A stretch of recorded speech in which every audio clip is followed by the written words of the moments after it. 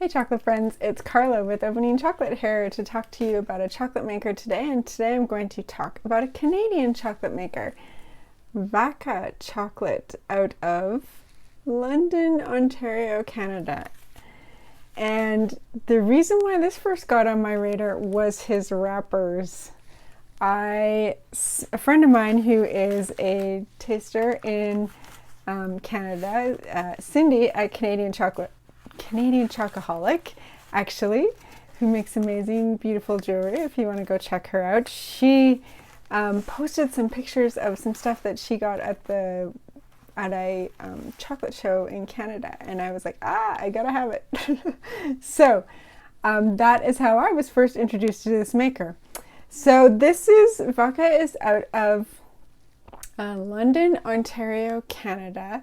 It was started in 2020 officially by Serge Savchuck. He's Ukrainian. He immigrated to Canada with his parents when he was 16 years old, and he has a degree in graphic design, which for many years, like 10 plus years, he was in advertising and in game development.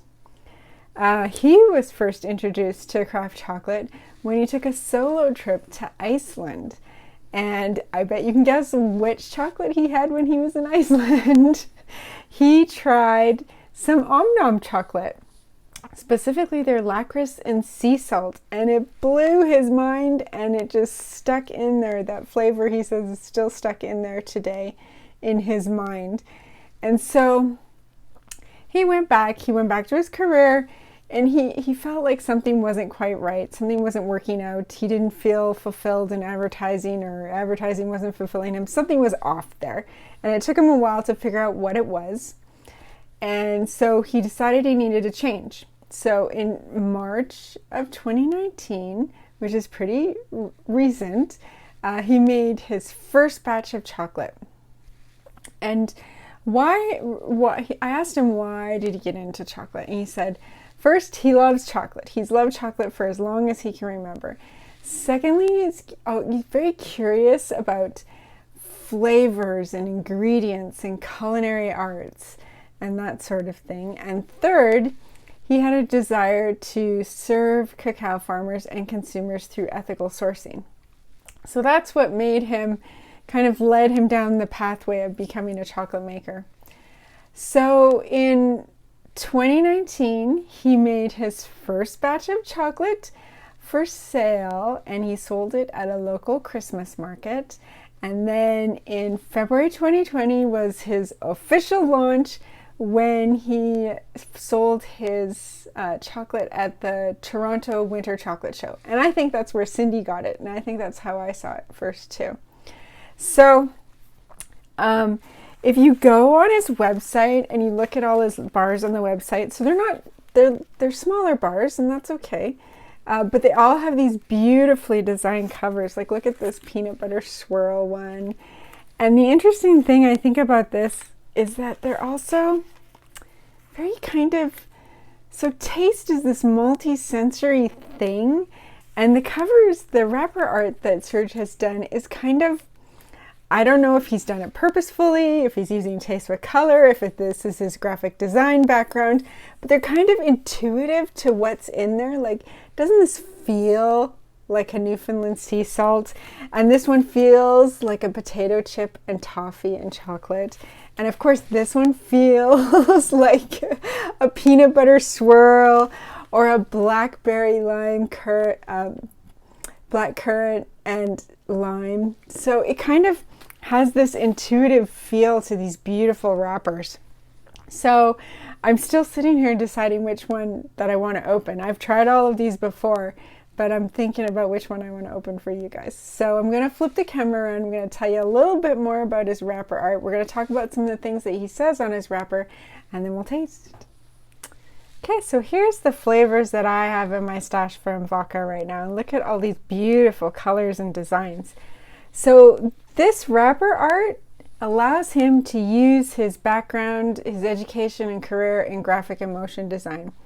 So he designs these with digital watercolors His micro lot collection for a while was hand painted on watercolor paper with pigments from cacao husk and spices and fruits and veggies and things like that, but it just didn't, when he had to scale it up, it just didn't scale well, so now all the micro lots are digital too. So he's using digital watercolors and his background in design to make these beautiful covers. And I'm amazed, like, you just look at it, this feels like a lemon shortbread and it feels like a Snickerdoodle cookie and that sort of thing. So I'm sitting here trying to decide what I want to eat, so I'll keep telling you more stuff about it. So all his wrappers are recycled paper. They're 100% compostable. He works with cacao suppliers like Uncommon and Meridian and Mabco. Likes to deal with suppliers that do direct trade. And all of his cocoa shells he donates for mulch for compost. I think I'm going to open the Snickerdoodle cookie because I feel like something a little on the sweeter side today. So I'm going to try that one. So on his wrappers, he has lots and lots of information, especially when he is partnering with another artisan maker. So here we've got the Vaka Snickerdoodle cookie, dark chocolate, beautiful wrapper. And on the back, so I like this, 2 handcrafted. It's Serge. This is Serge making this chocolate. This is him making the wrappers. This is him writing on here.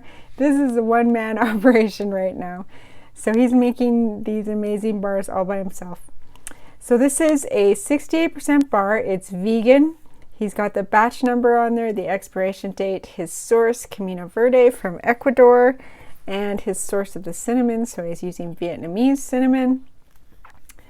He's got royal cinnamon spice cookie crumbs scattered throughout the Ecuadorian cacao, and then another shot of cinnamon sugar. So for his, he's got a lot of organic ingredients. The cocoa beans are organic, cane sugar, cocoa butter, almost all of what's in the crumble. So it's almost a wholly organic bar. But he does also, he does have some allergy warnings down here, if that is a concern for you. So when you open it up, it talks about where he gets the beans, that they were ethically sourced from Camino Verde through Meridian Cacao. Meridian Cacao is a cacao distributor that many craft chocolate makers use. Let's see. So he talks about here the royal cinnamon, where it's been harvested in Vietnam. Just a little bit of background about the cinnamon. Again, it's 100% post-consumer waste. It's compostable. So let's take it. And of course it's Canadian, so it has to be in French and English. In case you're wondering why there's French and English on there, everything in Canada has to be labeled in both French and English because they are both the official languages. All right. So let's open up this bar, and they're just tiny little bars. Well, they're not tiny little bars. They're smaller bars. They are perfect size for tasting things. Looks nice. It's got a good shine to it. That's just from traveling. That's just the cinnamon coming off the back from traveling. So that's okay. It's got a nice shine. It looks like it's holding temper good. Let's see if it's got a snap. Good snap. 68%, right? Yes, that is what I remember. Okay, so what I'm going to do is I'm going to just rub my thumb on this a little bit because cocoa butter melts around body temperature. And so when I melt it a little bit with my thumb, it will release some of those volatile compounds and the aromatics, and I will give it a smell and see what we can get out of the aroma. And then we'll taste it. All right, so I almost ate the whole piece because it was tasty. So when you smell it, I definitely get the cinnamon, lovely cinnamon flavor, aroma that you get off of that. And then you also get a floral note. I don't think It didn't have vanilla, did it? So I think this is the Camino Verde beans. Yep. Okay, so no vanilla, but I definitely get a floral kind of vanilla-y note in the aroma and in the taste. So I think that's the Neo-Nacional beans of the Camino Verde that's coming from. When I taste it, I get this nice, it tastes, to me, it tastes darker than a 68. Or if I tasted this blind, I would have pegged it more closer to a 75 to an 80. Not quite an 80, maybe a 75. But it's nice. It goes well with the crumble in there. That gives it a little bit of a texture. The chocolate is fudgy and it is got a little hint of nut in there. You get a little bit of the floral. Definitely get the cinnamon when you're tasting it. A bit of crunch from the sugar of the crumble. So just a nice combination of all the flavors that he's got in there. It's a really nice bar. Not as sweet as I thought it was going to be, which is okay. I can go get my sweet somewhere else. But yeah, a nice bar. And I like almost everything that I've tasted from him. This one had a little bit of bitterness in the aftertaste. Not unpleasant, but still there a little bit. Let me just show you what some of his other bars look like. So here's this is the potato chip and toffee. So that's actually big chunks of toffee on the back, not a potato chip. I don't know if you can see that. That one's nice. That one is, you get the salty from the sweet and salty combination that a lot of people like, including myself. Let's see, let's open this lime crumble. See if we can see that one. Whoops, wrong end. I'm always trying to open the wrong side. So this one is a little bit different. I don't know if you can see that purpley hue on there. And there's the crumble on the back. So that one's got a nice fruity flavor to it, if you're into fruit, white chocolate fruit bars. And now I've got crumble everywhere. Okay, so that is the Snickerdoodle cookie. I'm gonna pop this last piece in my mouth and turn the camera around and we'll finish up. All right, so that's Vaka Chocolate out of London, Ontario, Canada. To finish, I'm just gonna read a quote from Serge. It says, "To me, chocolate is not a product of one, but a product of community. Farmers, co-ops, exporters, importers, makers, consumers, and so many more. So I hope my chocolate can bring people together by eating it or making it or growing the ingredients, because we are all better together, serving each other in the best way we know how." Bravo, Serge. Good for you for starting a chocolate company in the middle of a pandemic and carrying on.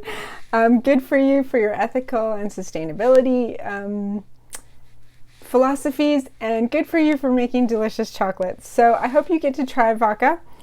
He's always changing up his flavors, always got fun flavors on there, and fun new wrappers too that are beautiful. So that is Vaka. If you have tried Vaka or think these are some interesting combinations, leave me a comment down below and I will get back with you. If you have any suggestions of makers you want to see in the future, let me know. And I hope you'll subscribe so we can hang out together and talk chocolate every week. We'll see you next week. Thanks.